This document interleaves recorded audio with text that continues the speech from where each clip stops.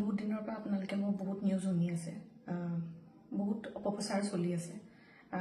যি নিউজ বাজিছে তাৰ 10%ও সঁচা নহয়।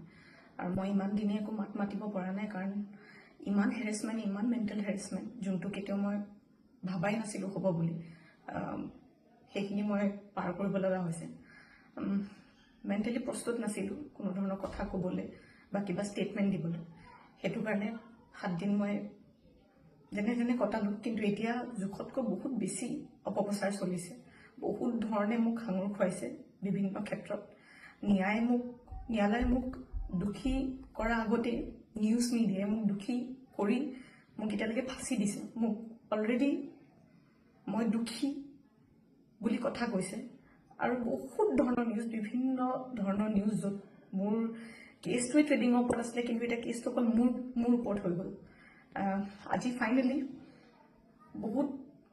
বহুত দিনৰ পিছত সাহস কৰি মই চাৰেণ্ডাৰ কৰিব ওলাইছোঁ। মই ফুল কোঅপাৰেট কৰিম পুলিচৰ লগত।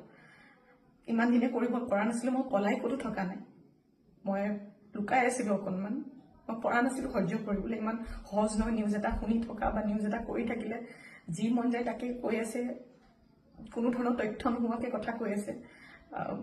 মই ভাবিছিলোঁ ইমানখিনি কেতিয়াও নিউজ মিডিয়াই নকৰে, ইমান তথ্য নথকাকৈ ইমান নিউজ নবজায়।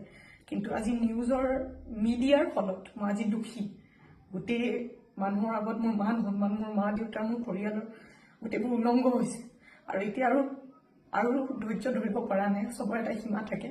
সেইটো কাৰণে আজি মই চাৰেণ্ডাৰ কৰিম, আৰু মোৰ বিশ্বাস যে তথ্য চাই ন্যায়ালয়ে ডিচিশ্যন ল'ব, আৰু মিডিয়াৰ নিউজ চাই নহয়।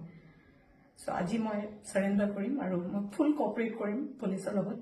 আৰু মোৰ বিশ্বাস যে যদি মই সত্য হয়, মোৰ কোনো ধৰণৰ শাস্তি নহয়।